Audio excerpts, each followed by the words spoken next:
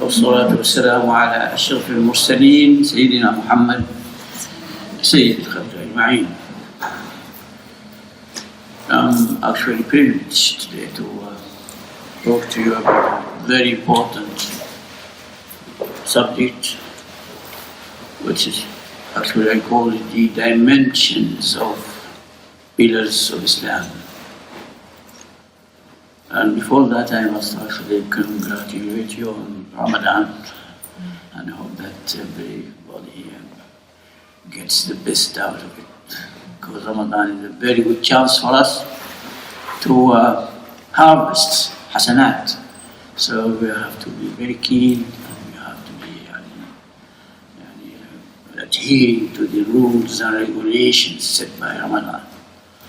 So I hope you have your success and have good rewards, inshallah. When we say the pillars of Islam, everybody knows the pillars of Islam. There are 5. We know them by heart. Shahadah, declaring the witness Allah is one. Salah, prayer. Zakat, which is charity, and obligatory charity. And Hajj, and Sawm, fasting. But have you ever asked yourself if these are the pillars? These are the pillars. They are not the building. Where is the building here? Where is the rest of the building? Where are the walls, the furniture, utilities? What are these? Have you ever think of getting these dimensions out of these pillars? We have to. Otherwise, you cannot live in a house with pillars. A house should be fully furnished, fully done, well done and everything, so you live in. So in this speech of talk, I will try actually to add these dimensions, and inshallah, be very easy for us. We begin, of course, of the Shahadah. Allah subhanahu wa ta'ala is one, and we don't have to associate any being with Him, not to associate anybody with Him. He is one and only one. So when we say Allah is one, that means we not only to worship others with Him, even we don't think that somebody or something will bring good to me or will bring good to me or bring bad to me.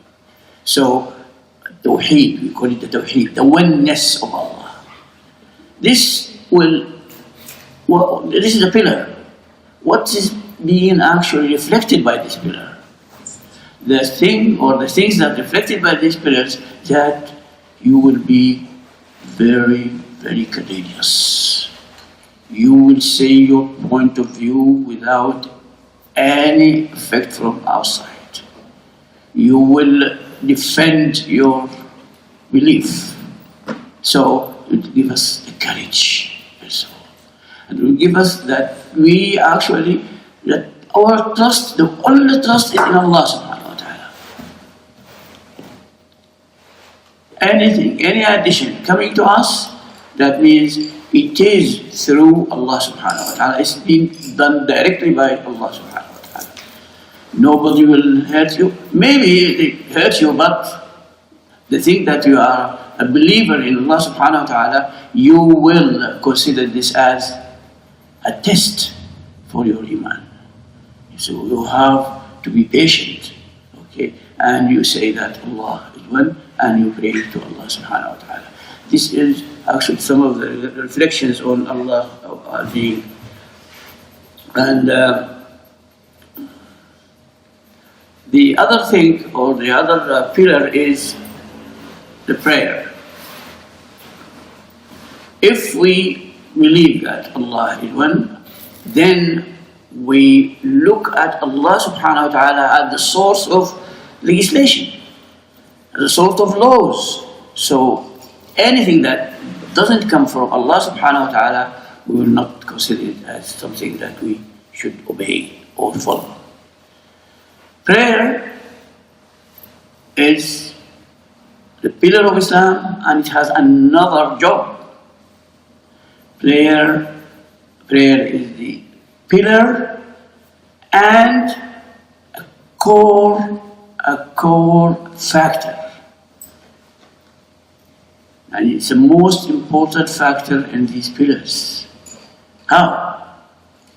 First of all these pillars will be revealed to Sayyidina Muhammad sallallahu alayhi wa sallam while he was on the ground.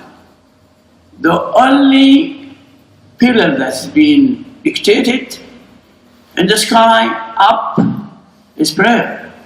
So this is a part of its job, actually. It's actually the seniority, let us say. It's been dictated or imposed when Sayyidina Muhammad was in the night journey of ascension, as you remember this. رحلة الإسراء والمعراج, night journey and ascension. This is one. The other thing is that if you think of the other pillars, say Shahadah, when you say it once, you are a Muslim. Hajj, if you perform it once in your life,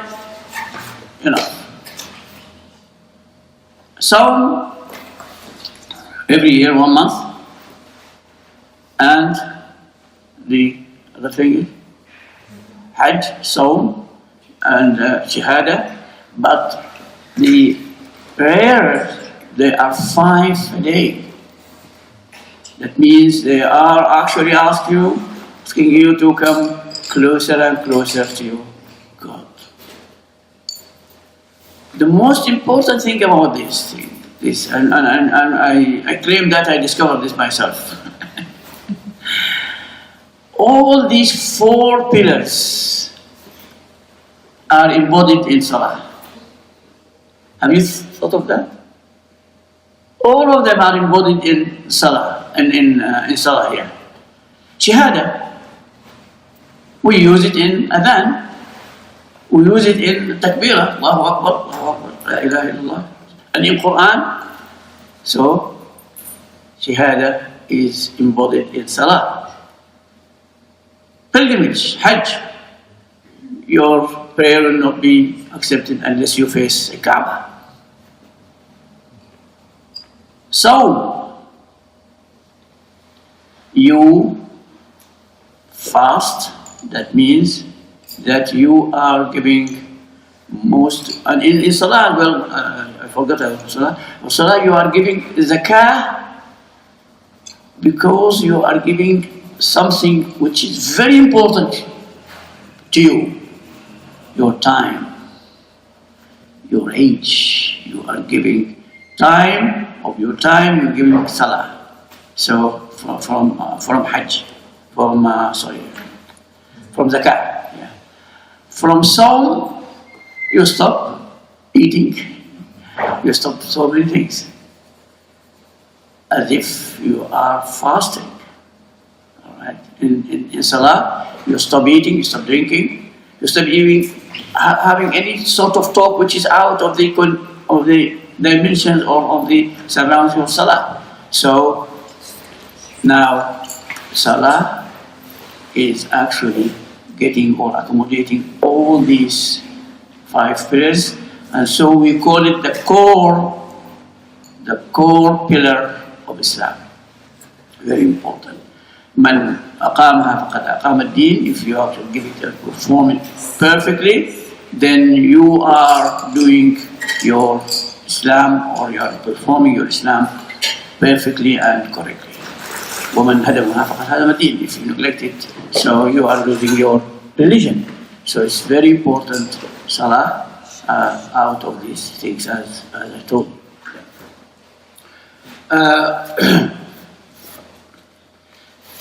In Sawm, when we fast, we think of you will get hungry. Then you think of the poor. That there are some people you are just stopping for one day, not eating and drinking, and there are some people maybe you are a week or so they don't have. So you will get the feeling of giving for the poor. This is for.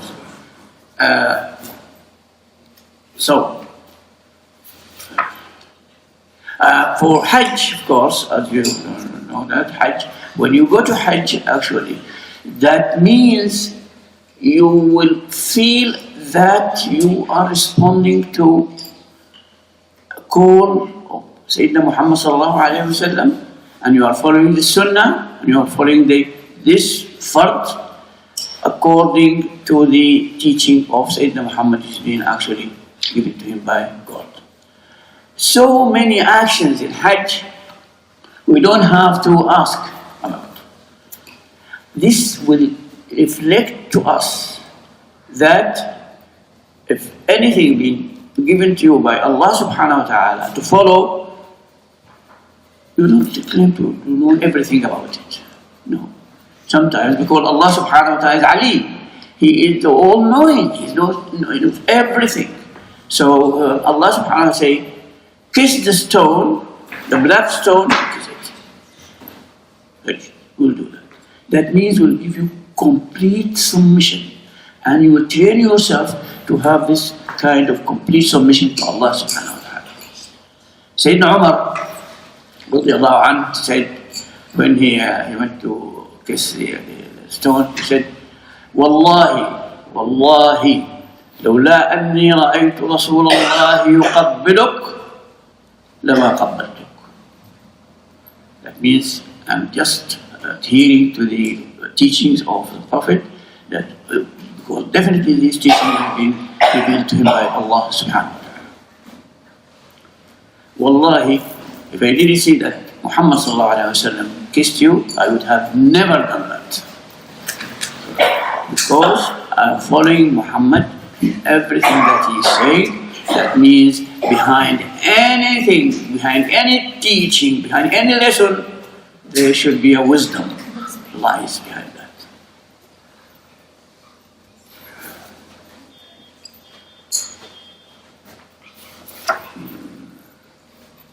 The Alms Giving or the Sadaqah or Zakat, of course, is well known, because if we are actually, now we have got the feeling that the universe, the world, the people, all other religions, all other peoples, or other religions, or non-religions, they are thinking, or they are actually trying to devise their situation towards Islam these days. So they now, the story about terrorism, I think now minds are going to be changed, because we are changing our strategies. We are now reflecting the good face of Islam, and we are refusing any kind of terrorism or thing like that. So people begin to now to realize and to think, except a few, of course, of them, but most of the people now, they are thinking that, and they are going to now having this kind of relaxation and thinking about Islam. They are thinking that should not be Islam, because if it is like that, which is being characterized by being taking terrorism as a mode for going forward, the number of Muslims should not be that big.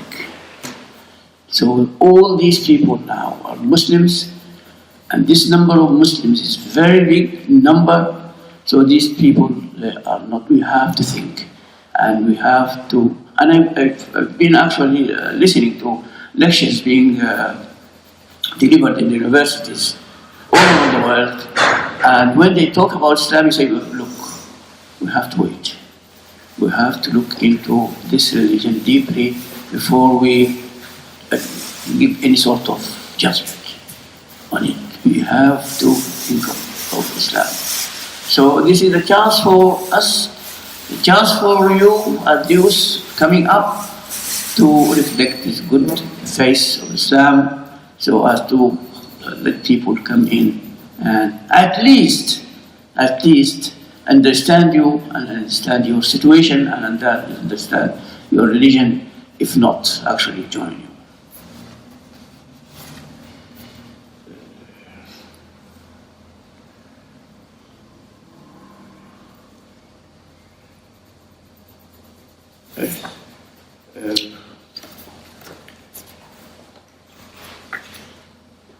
I think this is what I was about to say about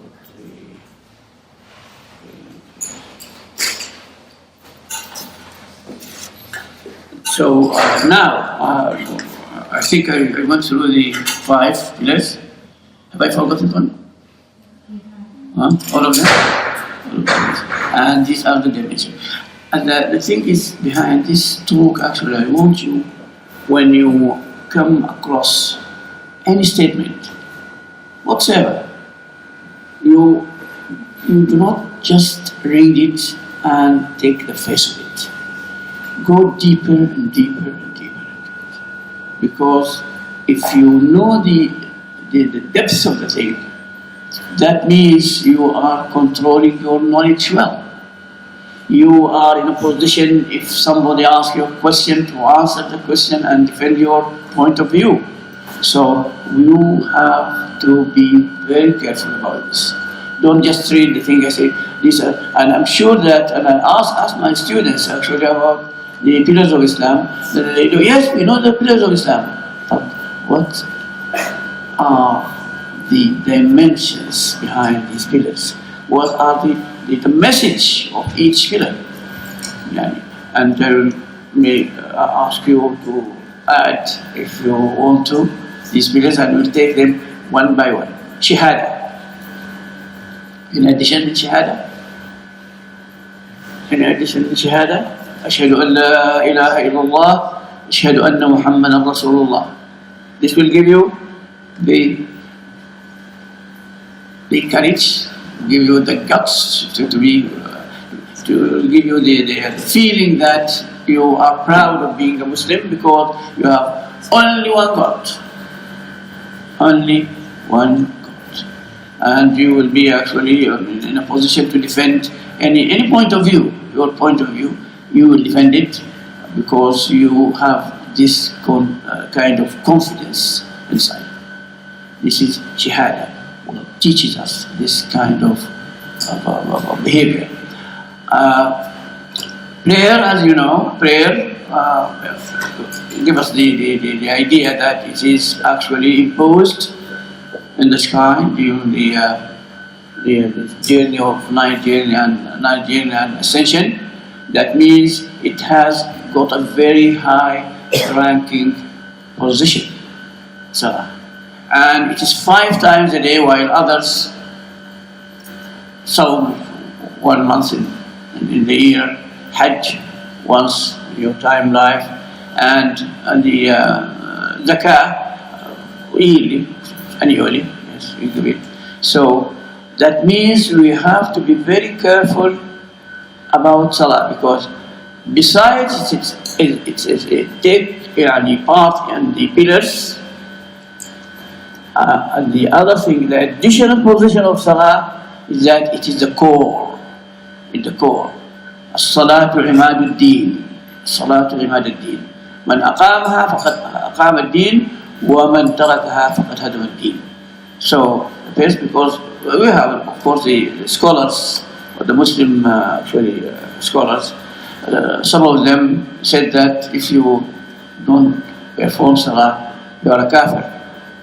Some of them, but some they say that, well, you Muslim asi, and you have to be actually, you have to consider your situation and come to Salah, because it is imadul deen. It is the core of these pillars of Islam, and we have to be very keen to perform it in the best position, in the best format of Salah. Because Salah is not just a movement and bowing and kneeling. No. Salah, you have to think of what you are reading. Quran. When you read Quran, you have to think about Quran. You have to think about the ayahs you are reading. You have to actually to devote yourself to this, because you are giving something very important in your life, which is your time. So don't waste your time in just doing Salah as just a gymnastic. No. You have to be very careful about it. So I will give you a chance actually, if you have any questions, if you have any addition, you can. Okay. Yes. Why? Yeah. Why do some scholars say that if you're not praying, that it's... Well, no.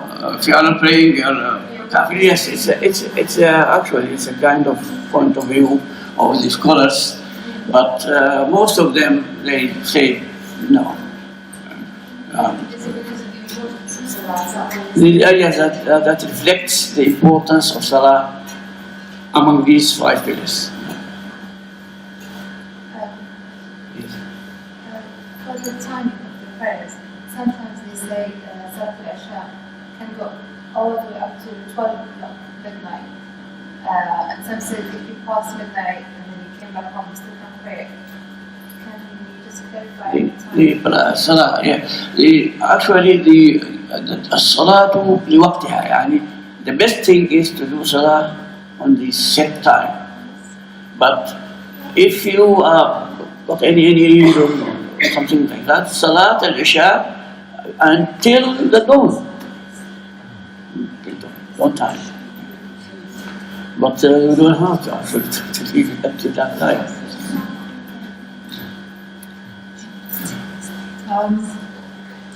It's regarding prayers. One of the prayers we needed to put heart into our prayers.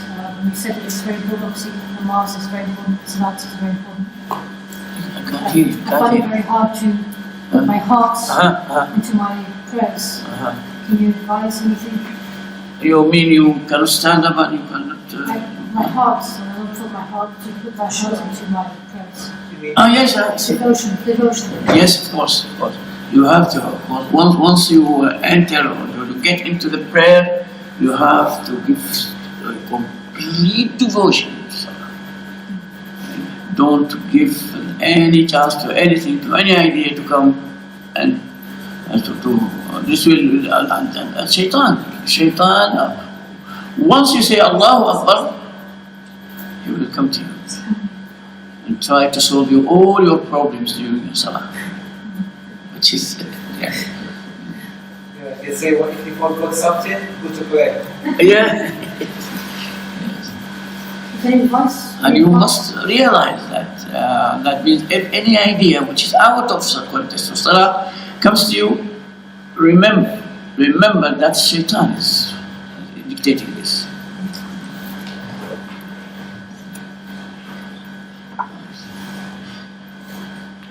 Any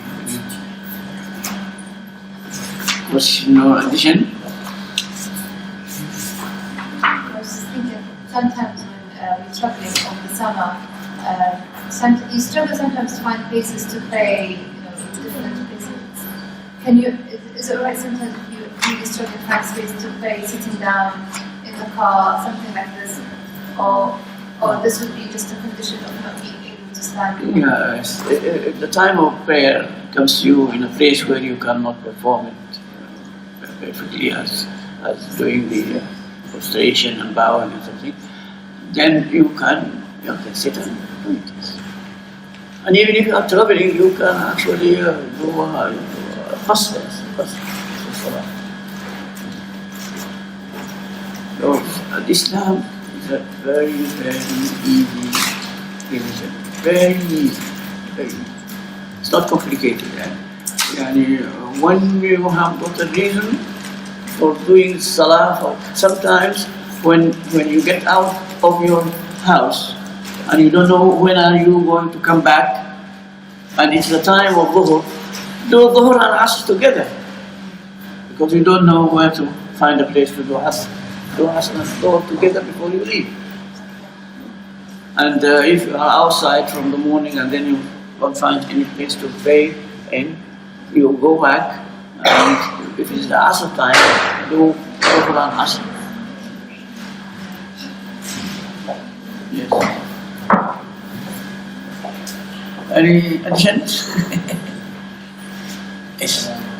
Maybe could you explain to us the movements of Salah and what they mean? Yeah. Could you elaborate on the movements in the Salah Yes. and what they represent? Yes. When you follow the prayer, first of all, you face the Qibla. Yes, the Qibla. And if you are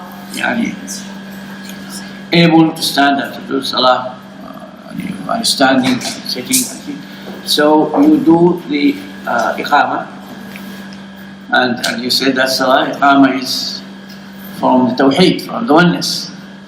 La ilaha illallah, and then it means that Salah is accommodating the Hajj, the Shahadah. Okay? And then Allahu Akbar, and then you begin by a Fatiha. Any Salah that doesn't contain a Fatiha is not to be considered a Salah. Fatiha should be in every rak'ah. It's a must. If you don't do it, you have to redo this rak'ah again. So, Al-Fatiha, because the dimensions of Al-Fatiha actually the lot is written on Al-Fatiha, a lot. Fatiha al-Kitab. Because if you think about it, and when you are in prayer, Bismillah ar-Rahman ar-Rahim, Ar-Rahman ar-Rahim. Ar-Rahman, actually, he is giving his rewards and his Rahman, mercy, to Muslims and non-Muslims. Ar-Rahman for all human beings, Ar-Rahim for Muslims. Think of it when you are praying. Ar-Rahman for all mankind, Ar-Rahim for only mu'mineen. Malik Yawmiddin, that when you are actually reading Malik Yawmiddin, this will actually should take you out of this life from dunya. Malik Yawmiddin, straightforwardly you think about the akhirah, and you think of when I come to akhirah, when they ask me, think about it. They ask me about my prayer. Should I say that I was concentrating on myself? Do I am doing the prayer the correct way? Ask yourself these questions and keep yourself. Don't at all try to give any outside factor to come into your salah and disturb it.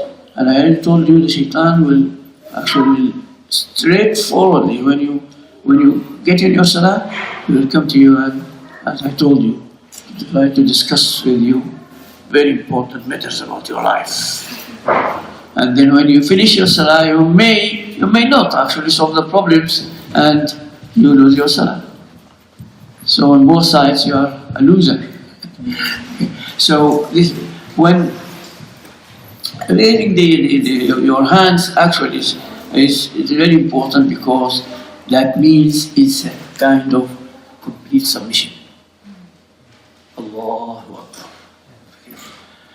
When you bow down like this, that means it's another kind of this submission or this respect for Allah subhanahu wa ta'ala. You are descending, and your submission to Allah subhanahu wa ta'ala is ascending. Can you think of that?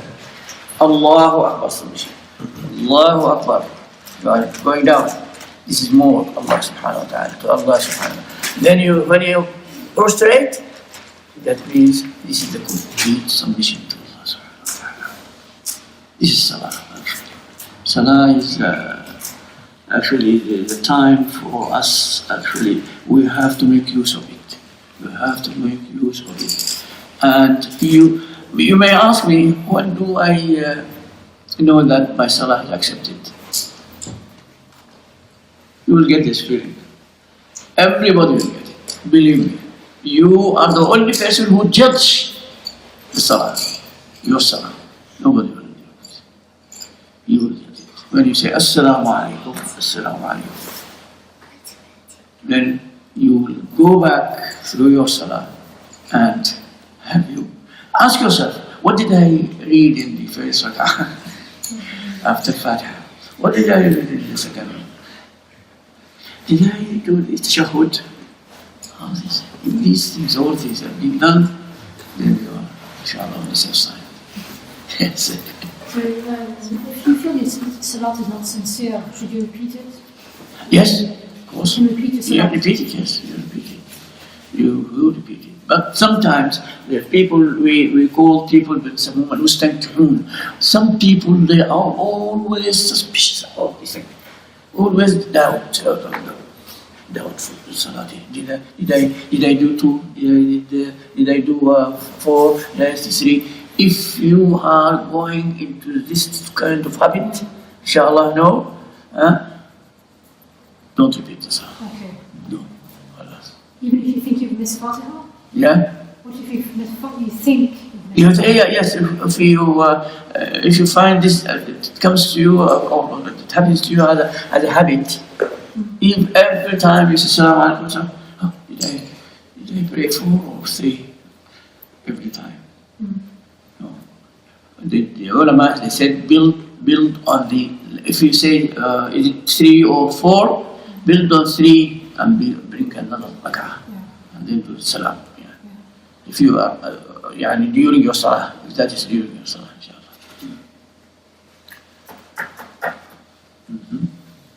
Can I ask you something? How important is the sunnah? Sunnah, you do the prayer. Yeah. Yeah, prayer. How Prayers. important is the sunnah? If you can, Yeah. can you avoid the sunnah and just pray the prayer? Why don't you do the sunnah? Sunnah, because the sunnah will make up your salah. If you have got anything like any mistake during your salah or something like that, the sunnah will do it. Will do it for it. Will do for it. Yeah. Will compensate that. Will You compensate. have the short of time and you just want to pray quickly. And then you just say, okay, we just pray. If you pray the fard, it's okay. But if you pray the sunnah, this is an addition, ajri inshallah, for you. Additional ajri for you. But you are not going to be punished for that, no. Yes. Remind us of the old days. Yes. in terms of sincerity, if you feel, I feel like I'm not asking the same question here. But I feel like I'm not sincere in my prayers. I just feel incapable of being sincere. Can you advise me? Yes, I told you, when you come to the prayer, try and before you get into the prayer, try and forget everything other than prayer. And there's something which actually, and I do it myself actually, you have your brain and your heart. When you say Allahu Akbar, try to create a chain or a thread, let us say, between your heart and your brain. And whenever you feel that you are going out of it, remember this term. It is connection between the brain and the heart. This will help you a lot. Yes, all the time. Feel it, as if it is there. Alright? Heart, beating, brain, thinking, but thinking of Salah. Okay? I hope that will be helpful. Alright?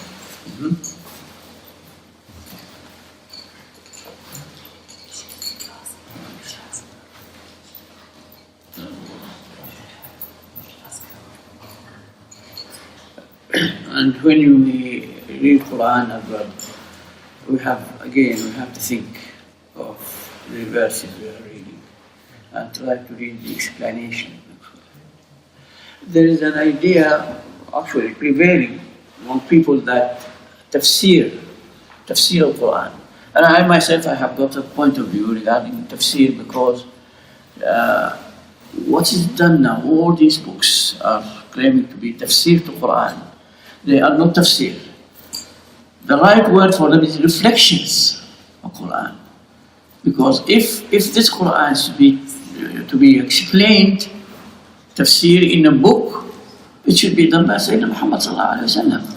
So that's why don't say, oh, this ayah, this is the meaning of the ayah, and I will not go out of the context of this tafsir. No. You have the right to think of it as a Muslim. I remember one day, كمثل زرع أعجب الكفار نباته. Have you come through this ayah? كمثل زرع أعجب الكفار. This is like plants of المزارع. أعجب الكفار نباته. الكفار in this, that if you read it, you say, oh, disbelievers, al-kuffar. Here the meaning, al-kuffar means zurra'. The farmers. So you have to be very, very careful. Kuffar, yes, in the Quran, kuffar are disbelievers. But in this particular ayah, al-kuffar is, that it means al-zurra', the farmers. From where did we detract the word kuffar in Arabic? From al-zurra'. And the farmer puts the seed and cover it with the soil. And the word kuffar, actually, it comes to the Latin, cover. And the kafir is called kafir because they're a kind of cover that covers his heart and keep it away from faith and iman. Got me? Inshallah. That's why the word kafir, when you read it in Quran, sometimes has got a meaning. So many, inshallah, we'll do another talk on the tafsir, inshallah, on the explanation of some ayahs that seems to be difficult to explain, and we'll explain it, inshallah, in detail. Bismillah subhanahu wa ta'ala. Barakallahu fikum. Shukran.